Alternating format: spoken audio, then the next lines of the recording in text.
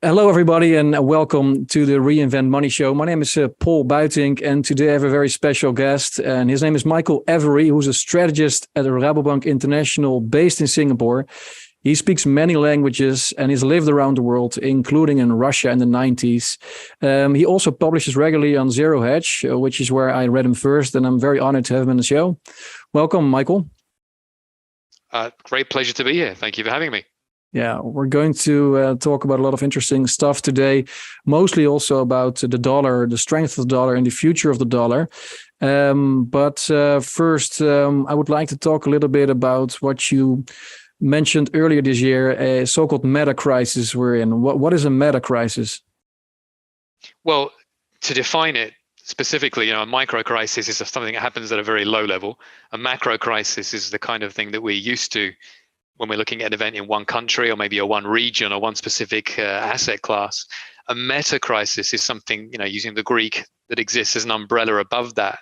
And the point that I was trying to make is that wherever you look, whatever asset class you look at, whatever geography you look at, whatever discipline you look at, we are in a conflated, co-integrated, correlated crisis. So there's not anyone looking at any area at the moment that isn't seeing dramatic changes, radical changes happen, and they're all happening at the same time. And that will continue to happen as they all conflate and are drawn into each other. Yeah, and that makes it also so difficult for people to deal with this crisis because it's so conflated, and most people are just looking at one crisis or one angle, and it can only be solved if you understand the complexity and the total of it. Absolutely. I mean, an analogy I've used in the past when talking specifically about China, which I've covered in the past, was the Rubik's Cube, that you can't solve only one side of a Rubik's Cube. You haven't solved it until you get all six sides done at the same time. Well, we're currently dealing with a global 20-sided Rubik's Cube, if you will. It looks more like a Dungeons and Dragons dice from those who remember playing that game back in the 1980s. So it's a Rubik's Cube crossed with Dungeons and Dragons. And until we get all of those sides lined up together, you won't actually manage to resolve it. And one brief aside on that, if I may, to an extent, you can use that analogy and it sounds like, okay, it's complicated, but I don't quite get what we're trying to achieve. Specifically, what we're trying to achieve is, number one, deal with the climate crisis, which is obviously very, very important. And at the same time as we're dealing with that, we're having to look at resolving the gap between the winners and the losers within a whole series of different economies where we've seen this polarization taking place. And we have to resolve the gap between the winning countries and the losing countries who have done better or worse than each other within globalization. So we have to do that on a macro level. We have to do that on a national level while balancing them all out and resolving the climate crisis at the same time. Good luck. Yeah. So what would be like the main policy and prescription you would give then to leaders, for example, let's say in the Netherlands, where I'm based, where we also battle many different crises at the same time? What kind of route should we take? Well, in a way, if I may, within the Netherlands, it's kind of the wrong country to start with, that you don't have the ability to do anything. Fiscal policy is constrained by what happens at a European level. Monetary policy is constrained by the ECB. Trade policy is set by Brussels externally. You could maybe change the color of your parking meters. But you can go against all that. You can also be, Yeah, I mean, I'm being realistic here. Like, what can be done within one national entity of a medium-sized European country? Not a lot on an individual basis. You can have discussions with others and start working out, okay, how can we use that leverage to try and achieve a point of praxis in a larger discussion globally, and then have a domino effect down the line. You can do that. But within a purely national entity, if you're elected within the Netherlands or within Greece, within Italy, within Germany, and saying, we are going to change everything. No, you're not. No, you're not. And that's part of the problem. But you can, of course, and that's something you hear more and more these days, you can, as a European country, decide to steer your own course and perhaps leave the European Union or negotiate opt-outs for the euro or do something else, right? Some of these radical measures, a bit like what Britain has done in the past. You can, of course, try to break loose, whether that's smart or not, but it's not that your destiny is carved in stone just because you're part of the European Union or the Eurozone. Well, that's true. Currently, at the time of speaking, as Rishi Sunak is about to become the new PM in the UK, we have a clear indication that if you try and go too radically in one direction, you don't tend to last too long. I do think, objectively, not looking at Brexit per se, that if you're part of a failing institution or part of a failing structure, which is wedded to a failing ideology, it isn't the worst thing in the world to say we don't want to walk along in lockstep towards doing this. As a general rule, I'm not talking specifically.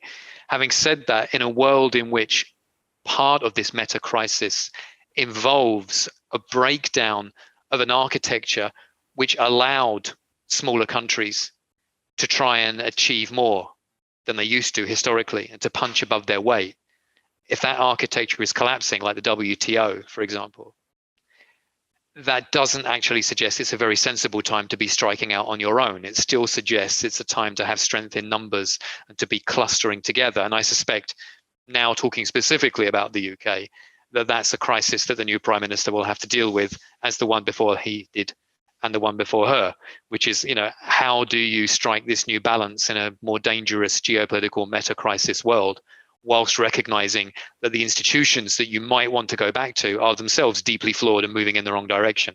It's a very complex picture.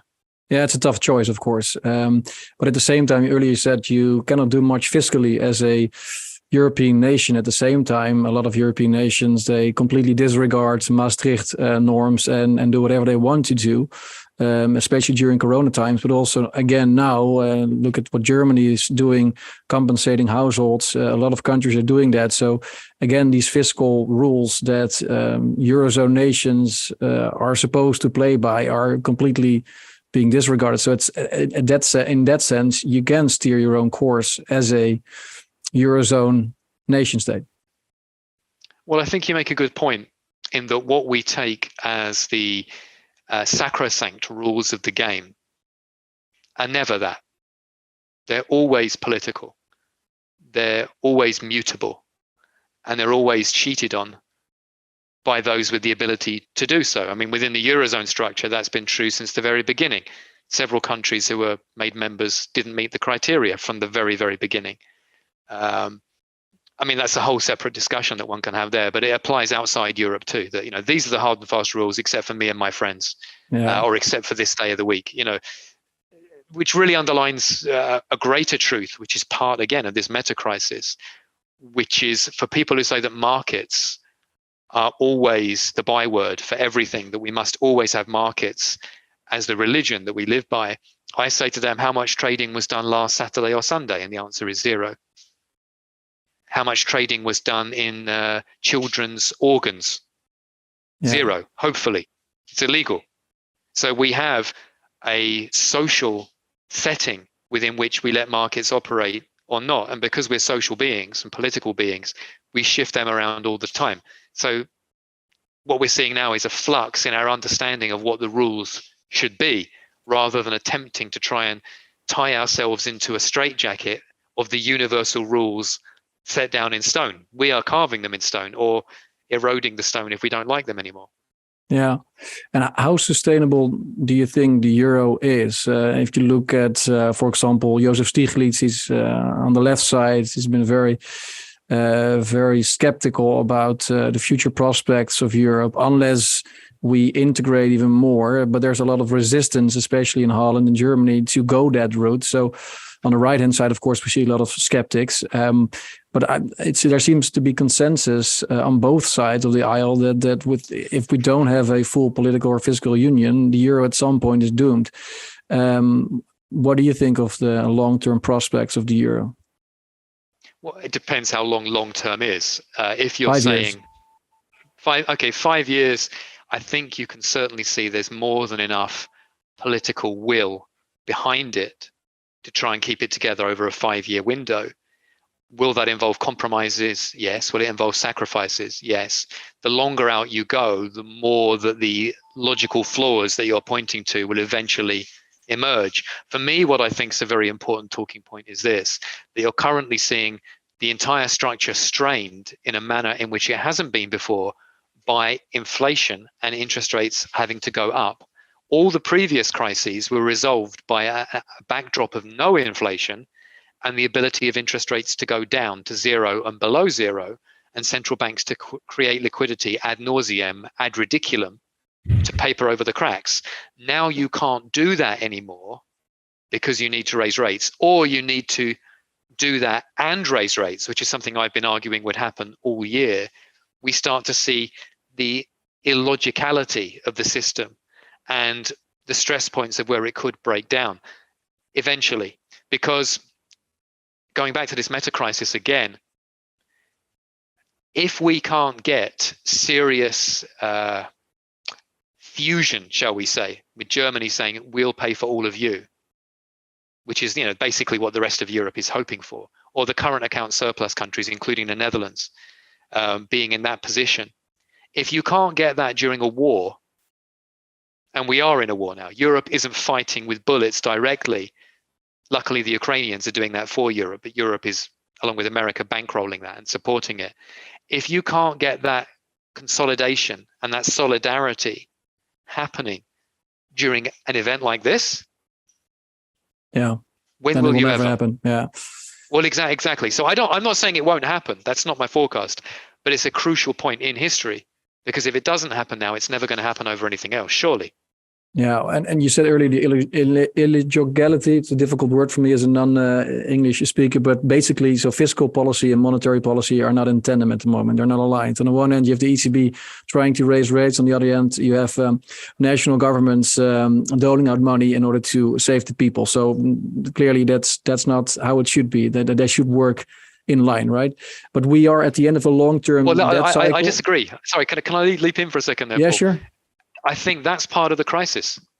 You see, I was speaking to clients in Australia this morning, and I said to them, they're very smart people, but they didn't want a technical econometric lecture.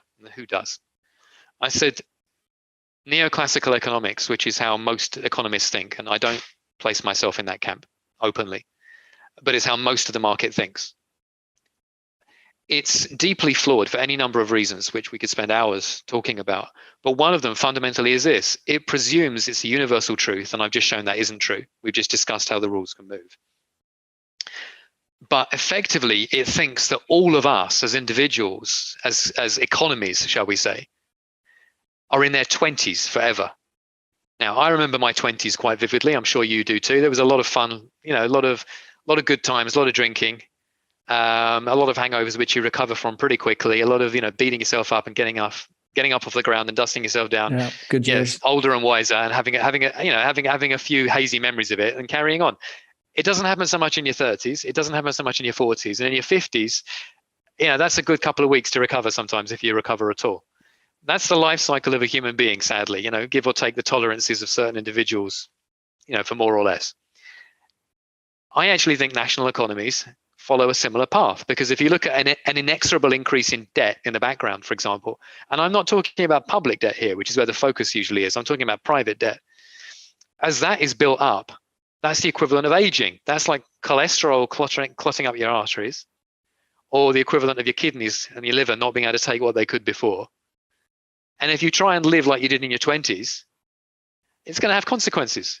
You're going to be flat on your back and you might not get up, and eventually the whole system might need to reset, which implies that we can reincarnate, which is more of a theological view than the biological one we have here, right? But I think right now we're in a position where monetary policy is wrong, whatever it does. If you raise interest rates right now, it's destructive, deeply destructive. I've been arguing all year we would have to do it for reasons we'll come to shortly, I hope. And I think we'll continue to. The markets are now shocked. The Fed's looking at 5%. The BOE is looking at 5%. The ECB is looking at 3%. They wouldn't have believed this 12 months ago. They didn't believe it 12 months ago. Is it going to hurt like hell? It's going to hurt like hell. But if we don't do that, as I keep being told by these galaxy brains working in markets, don't worry, we'll pivot and go back down to zero and negative again. What the hell is that going to do? Disaster. You've just proven that monetary policy has no function whatsoever. Or that you can turn the volume up very, very loud, deafen everybody, and then turn it back down again. What does that do? Nothing. Yeah. Fiscal policy. If you cut taxes right now, as we saw in the UK, particularly if you give it to people with zero marginal propensity to spend, just to speculate, that's a disaster. If you give it to people with a high marginal propensity to spend, poor people, that's an inflationary disaster. But let's raise taxes, shall we? Great. How to push a recession into a depression. So what about a combination of them? Let's tighten fiscal and monetary policy, as we're now going to see in the UK. Disaster. Yeah. So there are no good options then, only bad choices. There are no good options. At this point in the cycle, there are no good options, which is where I think we get to a more radical stance. And again, why it gets meta. I've been arguing all year we need to raise rates and do QE. I've been arguing we will do that. We are doing that right now. We are raising rates and we are starting to nudge, nudge, wink, wink, do QE. We're saying we're doing it and then we're backing off rather than doing QT. But in reality, I think we'll lean that way. And then if we're going to do that, if we're going to raise rates to cool parts of the economy down, and we're going to do QE to maintain parts of heat in some parts of the economy, are we going to do QE the way we've done it up until now, which makes rich people richer and nothing else? No, hopefully not. Because it's not an asset swap. If you can't unwind it, QE isn't an asset swap. Well, what kind of QE do you propose then? What's the good type of QE? I'm saying this tentatively and with regret rather than enthusiastically and wholeheartedly. But if you've eliminated everything else, Sherlock Holmes style, whatever remains, no matter how improbable, must be what you have to do. And everything else won't work apart from higher rates and MMT. Yeah. So I'm talking about printing money into the supply side of the economy. So if the government says we're going to build a new oil refinery or a nuclear power station or extra infrastructure to resolve bottlenecks to make sure in the longer run we don't have inflation. It's a J curve. It's not going to work in 12 months or even 24, but you can see longer term it will bring down long run inflation. You print money to do that because the private sector can't do it, won't do it, will never do it. If it could have, it would have done it when interest rates were ultra low, but it didn't. So why will it do it now when interest rates are high? So you do that and you raise rates to choke off the bubblicious, speculative, fictitious capital on which we have built our economy for the past couple of decades. And logically, I see that as the only path to go down, but it would appear that will happen over the cold, dead bodies of central banks and finance ministers. But then you assume that every failed policy first. Yeah, but then you assume that the government is able to pick the right projects to fund, because immediately I think of bridges to nowhere. I think of whole airports being built in Spain, not being used afterwards. I'm thinking of a huge real estate bubble in China. The government is mostly responsible for creating the macro conditions over the past decades that would allow for such a debt buildup. And are we then saying, look, you guys made a big mess, but I'll give you the keys to solve the problem again? I think I am saying that purely because you're correct. I don't disagree with you at all. You're 100% correct in what you're saying. But I mean, personal question: you've worked for the private sector, right? You've worked in the private sector. Yeah, I work. So you know what the private sector is like. The only difference between a private sector and the government sector is that the government doesn't have the discipline of the market most of the time, stopping it making those ridiculous decisions that you're just referring to. And when you live in an age of ultra low interest rates, which we've had up until recently, and QE, and being forced down the risk curve, you've had the private sector for 15 years now, if not longer than that, being told by the government, please go and do the same thing. Yeah, there's no moral difference. There's no intelligence or IQ difference between the private sector and the government sector. So what you're saying is correct. If we go down the route I'm describing, you will end up with malinvestment. You will end up with white elephants. You will end up with corruption and wastage. I don't disagree for a second. But if we let the private sector do it, you will either get no projects built, no nuclear power stations, no infrastructure, no supply side, no oil refineries, at which point we have structurally high inflation. That's how emerging markets look. Or you will end up with asset bubbles and lots of high-end condos being built rather than social housing, which is what we actually need. But I don't agree, because look at luxury projects. Look at, for example, the fossil industry. A lot of companies would like to spend more capex on new oil rigs or new exploration projects, but because the government is pushing for ESG norms and subsidizing green energy, a lot of these projects didn't take place over the past few years. That's why we have underinvested as Europe, for example, in our capacity to produce oil and gas, which is not because the private sector didn't want to invest, because the government or the global society stifled the industry to invest more. Well, as an example. Again, I don't disagree. The policy framework, which again is the rules that the politicians create within which markets operate, as a point we were agreeing before, clearly has been incredibly dysfunctional, and I wouldn't disagree, and it remains so, by the way. But we have now managed to create this terrible problem. We've really painted ourselves into a corner globally because there's a clear, urgent recognition that all the optimism we saw in COP26 saying, that's it, fossils done. Well, hey, green. Not just because of the war in Ukraine, but because of what that has meant for the supply side, means we now have energy prices through the roof right the way around the world, and Europe's burning more coal, burning wood. And we're going back to a Middle Ages economy where we're praying that we don't have cold weather to maintain any kind of industrial output. That's been the result of that. It's not only Russia. Exactly. So clearly we've made that mistake. But we have to recognize that the scientists talking about climate change, and I know this is controversial, but let's stick to their view, okay? They tell us we still have a very narrow window in which we need to get off of fossil fuels, otherwise we're all dead. Yeah, but the narrow window that Al Gore said would have already implied that me in Holland, I would have been drowned by now, but I still don't have wet feet. I'm not going to be drawn into the yeses or nos of it. I'm looking at the tail risks and the what you should be doing just in case the other side is right, which I always believe is true in every argument. Where's the fat tail risk? Be aware of it. So if you're talking about the fat tail risk being the end of life on Earth, you still need to accelerate the green shift. We can see that in itself isn't going to work without a concordant surge in investment near term into fossil fuels. But regardless now, you would have to have a change in the policy framework. So if you have a change in the policy framework, that would have to look like subsidies, which is effectively going to be MMT, because who is going to spend 2 or 3 years building an oil refinery, which you hope you don't need in 7 years? It won't have paid itself back. That will not work. No one in the private sector can do it.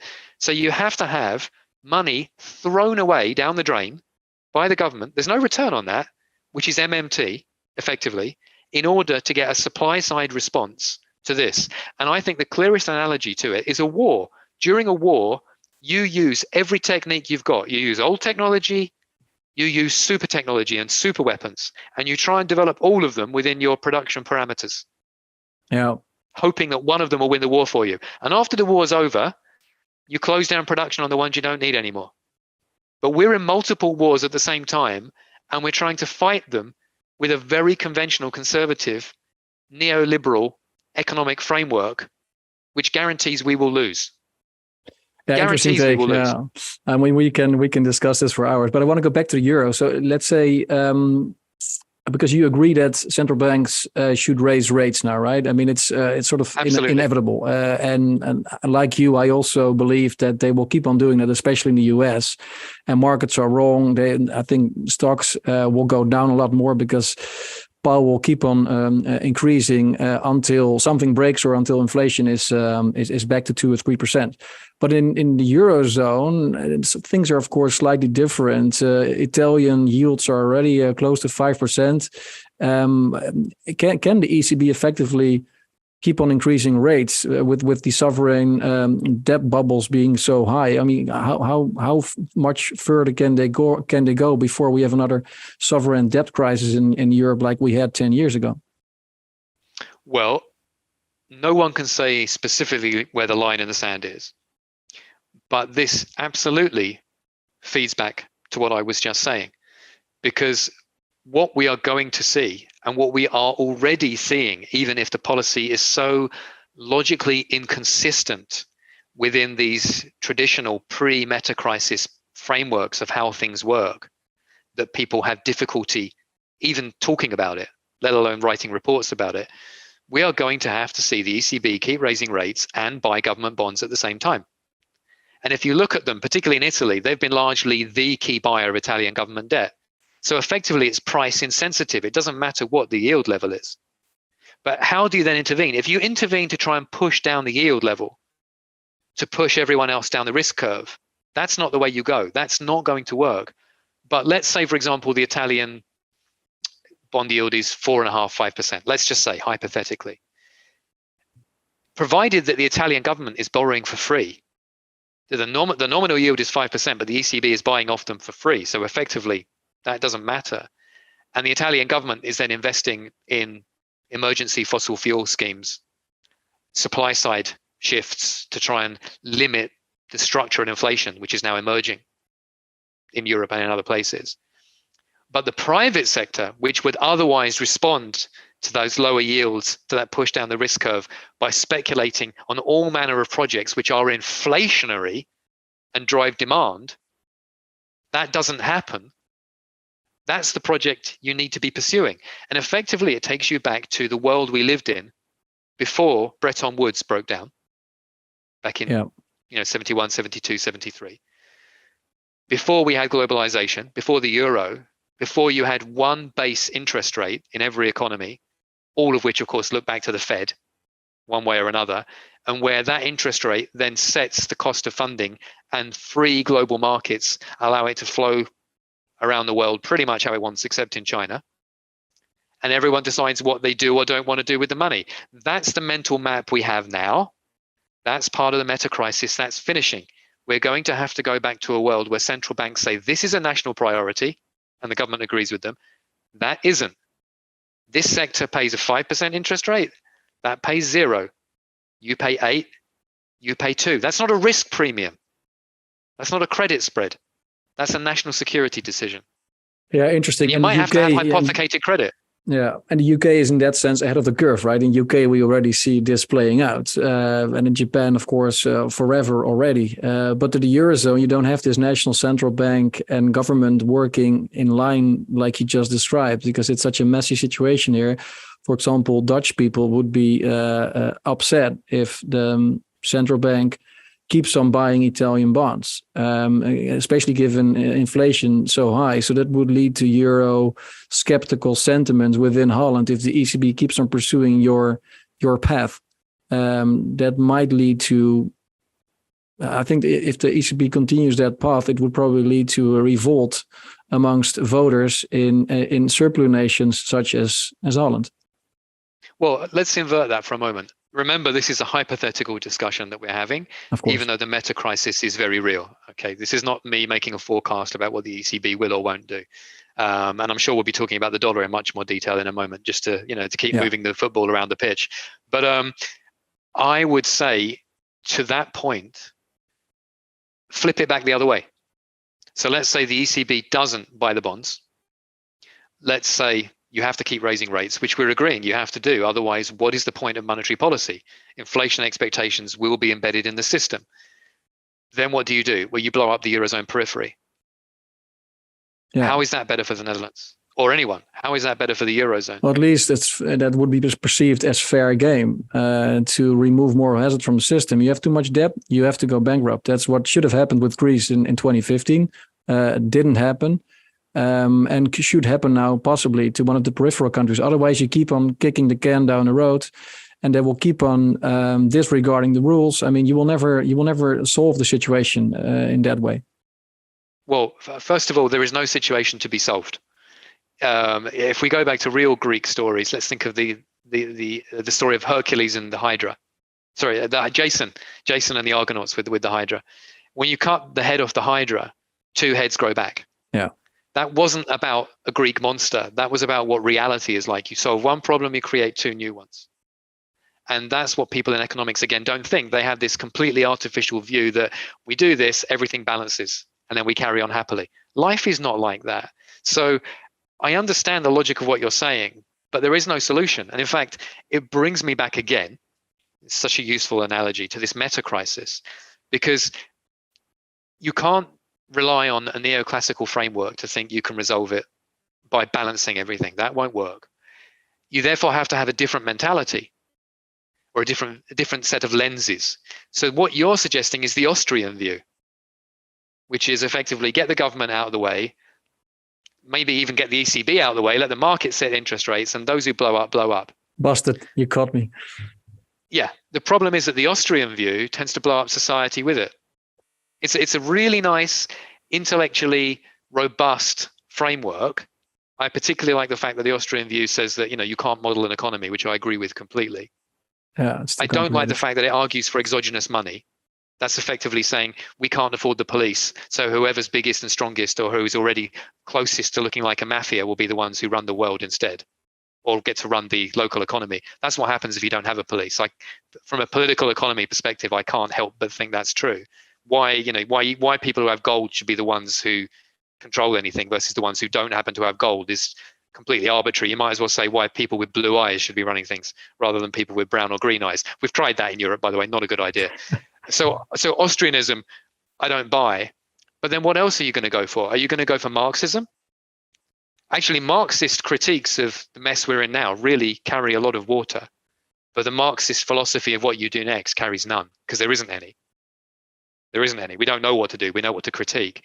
And then the only one you have left again, and I'm rounding up, but largely, is the post-Keynesian school, which is what Keynes originally argued before he got watered down into the philosophy that the Austrians like having a go at, even though that's not what he argued. Yeah, but post-Keynes is MMT, right? And Keynes would have argued for MMT. And in the UK, they're trying MMT and they're miserably failing at it at the moment. So, well, you see, this is why I'm not a post-Keynesian. I'm a post-Keynesian.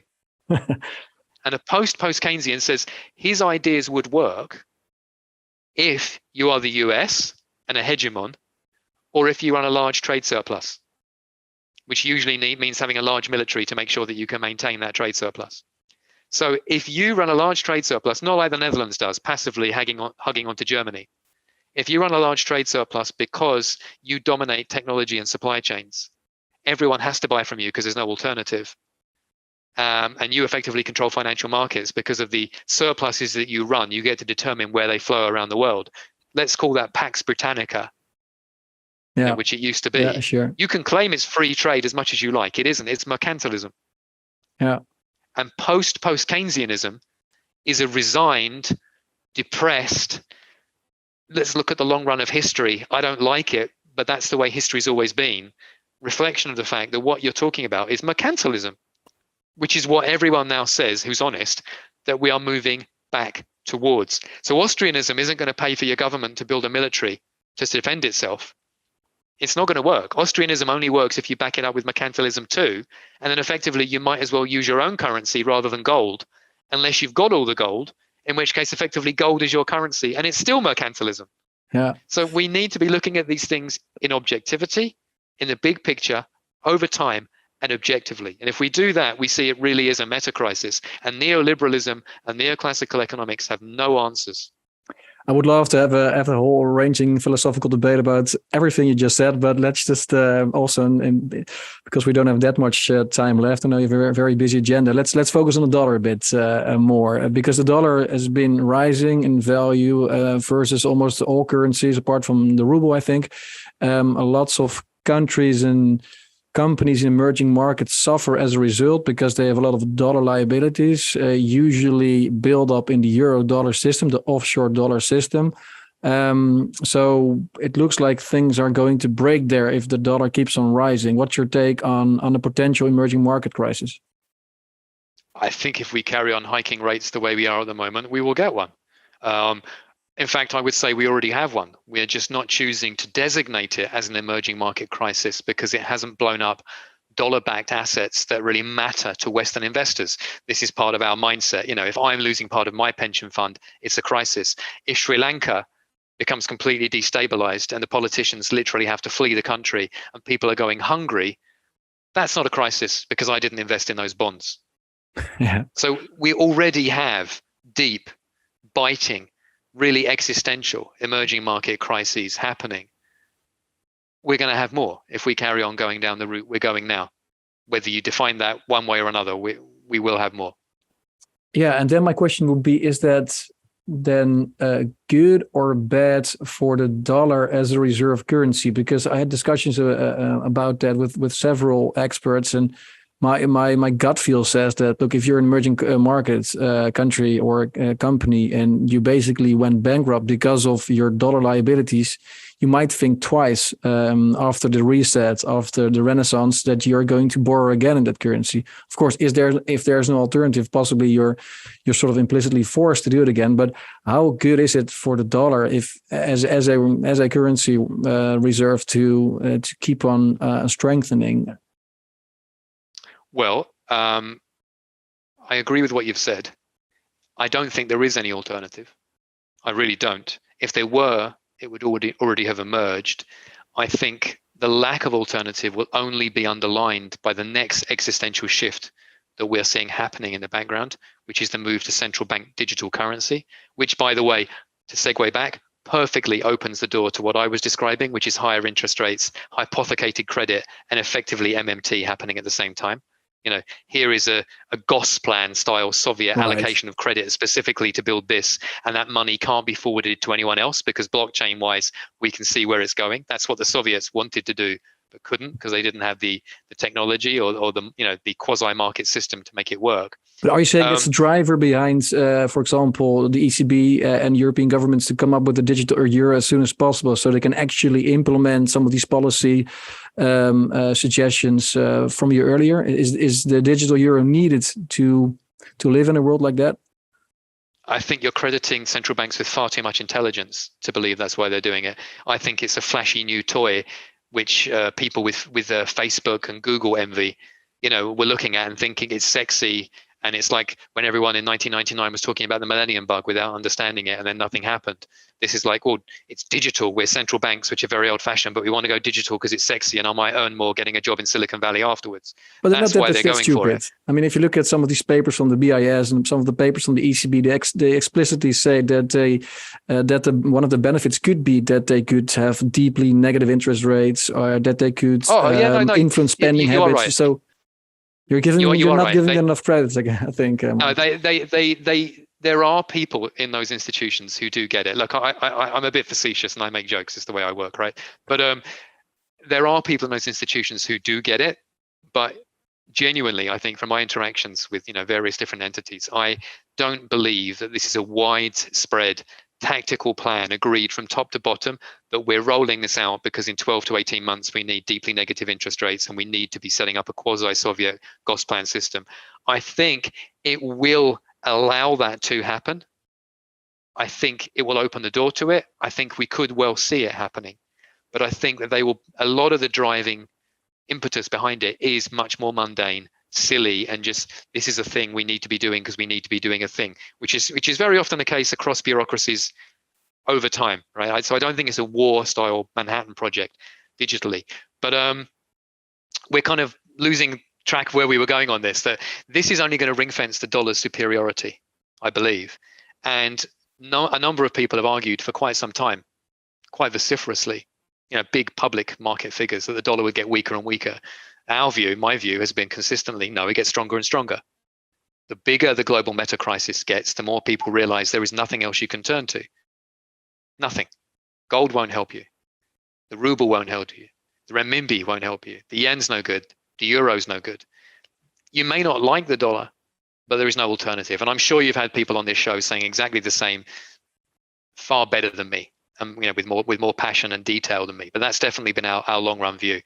And that will continue until an alternative emerges. But I don't see what any emerging market can turn to right now, today. They can't use their own CBDC. Because if Sri Lanka says, here's our digital CBDC, it's nothing. It's saying, here's my own homemade gold. Yeah. It doesn't count for anything at all. So what are they going to peg it to? And this is, again, where the UK is seeing we need to be moving towards a block for stability.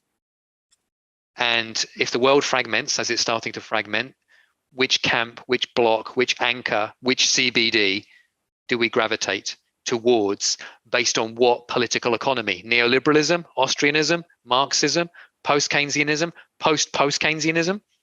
And I think it will be a dollar-based one, which is post-Keynesian. I think you will have a really reindustrialized or partially reindustrialized, definitely remilitarized, re-energized United States alongside the Anglosphere, a couple of large Asian economies like Japan, India on a tactical / strategic basis, whatever part of the European Union wants to come along for the ride.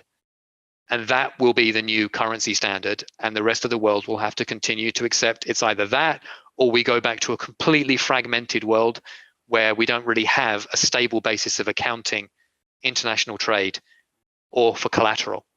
So all these stories and headlines about countries in the East teaming up together to come up with new currency arrangements. This week, for example, saw the Egyptian central bank governor coming up with proposal that they would need to work with a new currency basket, potentially pegging it to gold. All these news lines, they're just marketing or posturing or propaganda. There's no real value in it, you think? There's value in it in that it expresses the sentiment, which I broadly share, which is our system doesn't work and is collapsing as part of the meta crisis, and that it needs to be reordered, and that people would like a better deal when it's reordered. That's an opportunity as much as a crisis. So if the US can do that and set up a World Bank and an IMF Part 2, which don't operate on the predatory basis that they used to, but operate, taking a much more generous view of how to help emerging markets develop, share technology, supply chains, et cetera, which is part of this rebalancing between winners and losers, and internally and between the winners and losers I was referring to at the beginning. There's a big buy-in for that. But so the signal being sent is important. It's not important in terms of saying, well, we're going to peg to gold. Good luck. The US can just declare gold illegal again, like it did in the 1930s. There you go. That's the end of gold. Your paper currency just became worthless with anyone still using the dollar. So that's not going to solve anything. And what about the SDR? Your colleague Wim Boonstra, who's also Dutch like me, I happen to know him very well, and we discuss often about all sorts of matters. And he's a big fan of the SDR as the new reserve standards. Do you agree with that? I've had many fun chats with Wim over the years in different locations about this topic, and he and I completely agree that it comes down to the question, to paraphrase what Stalin said back in the Cold War, how many divisions does the Pope have? What do you mean by that? Yeah. So, well, the Pope, in theory, has all this power, but he hasn't got a single bullet or gun to his name. Ergo, he can say whatever he wants. Right. I've got all the guns. Yeah. He's afraid of me. I'm not afraid of him. The SDR could work, but won't. It won't work in a fragmenting global environment where you wouldn't get the US and China sitting around a table agreeing a new monetary policy system together that involves sharing. That's not going to happen. I don't think even Europe and America. Yeah. Especially if China will invade Taiwan. I mean, you talked about it in another show recently. These chances are very high indeed as well. So it would only lead to more fragmentation and disagreement amongst nations about a potential new currency standard, such as the SDR. Well, any geopolitical flashpoint, Ukraine alone already makes these things exponentially more difficult than they already were. I don't see how you get the world's governments sitting around a table and saying, yep, we need to narrow the gap between this country and that country this way, and internally between the rich and the poor that way. Is everyone happy? Are we all kind of leveling out together? It's only ever happened once in history, once, post 1945, when the US imposed it on a third of the world. 1/3 remained non-aligned, 1/3 was communist or Soviet. That's the only time we've done it. And that's a system which, of course, has evolved and adapted. And it's a system which will continue to evolve and adapt. But I simply don't see a valid competitor out there. And in fact, if you do the trade data crunching and you look at all the geographies who would happily sign up to a new deal, they don't trade together. You don't have a happily integrated, layered, value-added economy of different mixes of technology and commodities next to each other, or even anywhere near each other, who could all say, we all unilaterally switch over to this currency and have a separate parallel system going. You have, for example, Russia and Kazakhstan and Turkmenistan, they can all sell gas to each other. Yeah. Great. Well, Great. Russia and China, of course, are doing much more trade together. Well, yeah, so they can all sell gas to China. Fantastic. With no manufactured products, and China can sell the manufactured products. And then who's China going to sell its excess supply to? Because the West will not want any part of that. If China goes with that grouping, the West will walk away from China, at which point China has massive excess industrial capacity that doesn't know what to do with. Yeah. How does it work? The numbers do not add up when you try and slice the pie to break up, the global whole into compartments like that.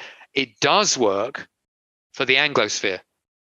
It does work for the West, plus a few Asian economies bolted onto it for lower cost production, demography, and future demand.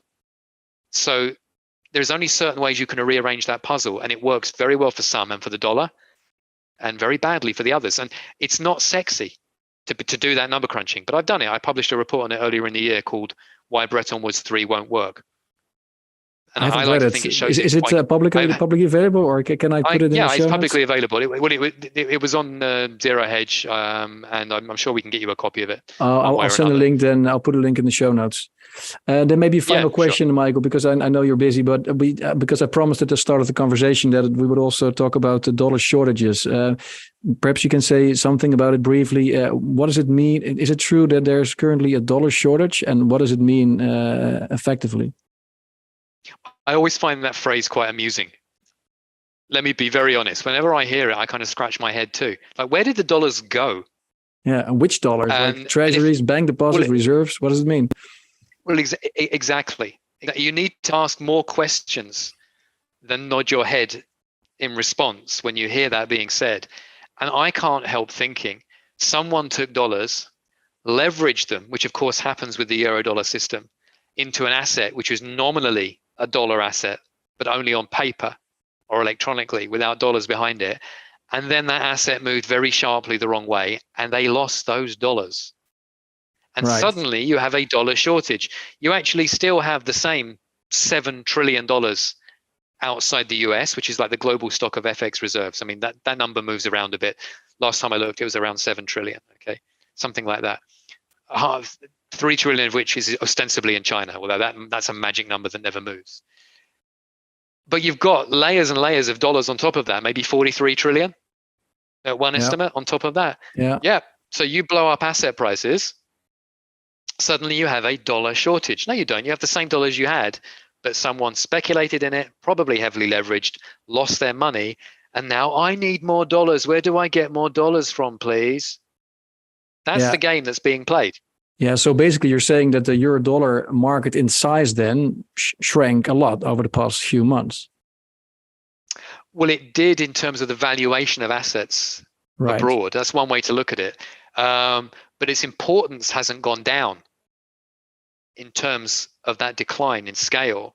Its importance has actually gone up because when it's expanding, its power base increases because everyone needs to be in that network and you're making money as it expands. But as it contracts, the only way that you can then get hold of dollars is at high cost, at great pain, as everyone holds on to them to try and cover their own losses or their own positions. But you realize that the only alternative to doing that is to exit from the system entirely, which is kind of like Greece being thrown out of the Eurozone overnight. It's like, good luck. There's no alternative system for you to fall back on. You can't issue your own central bank digital currency. So it's even more of a straitjacket when it's contracting than when it's expanding.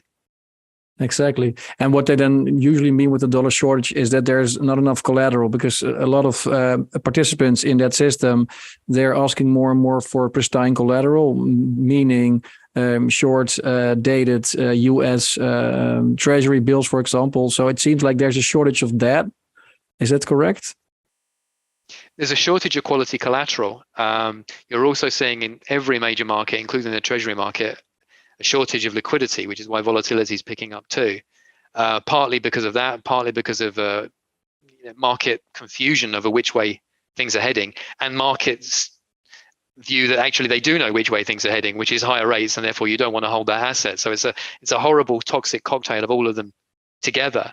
But yeah, in a nutshell, we would love to have far more 100% guaranteed liquid quality dollar-based assets, but it's not going to happen in a world in which interest rates are going up and you've got central banks talking about doing QT, which removes them from the system. But with QT, they're going back from the central bank balance sheet back to the market, right? The treasury. So wouldn't that lead to more collateral available in the market?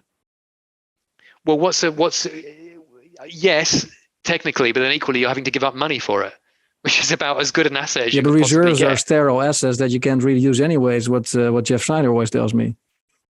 So well, he's right, but if that were true, then reserve levels would change, and you would never see any other flow through to any other asset which could ever be sold for dollars at any point. But actually, you do.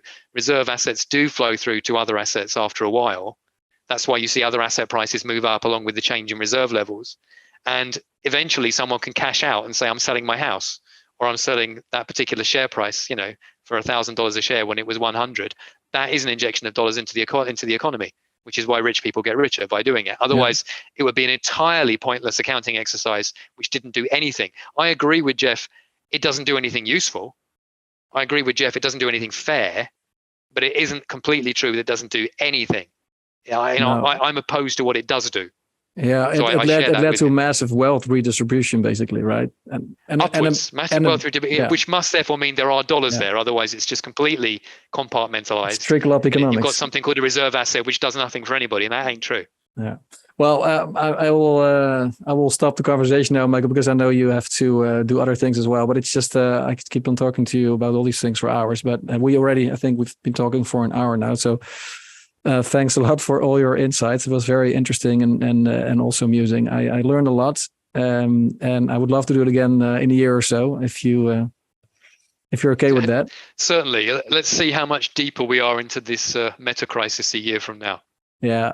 Where can people look you up? Your work is, of course, you work for Rabobank. Lots of it is for clients only, but you also do write regularly. Do you have like a Twitter account or a personal website where can people I don't find all your material? I avoid social media like the plague in terms of my own platform. But I think, from what you said at the beginning, those who want to Google Michael Every Rabobank will not usually be short of, my commentary, which open warning, I try and present with a combination of a frown on my forehead and a smile on my face, and occasionally throwing in pop culture references just because I've been doing it 25 years, and if I don't, I'll go mad with boredom. Well, I love that combination, so keep on doing that, and thanks so much, Michael. Thank you very much. Bye-bye.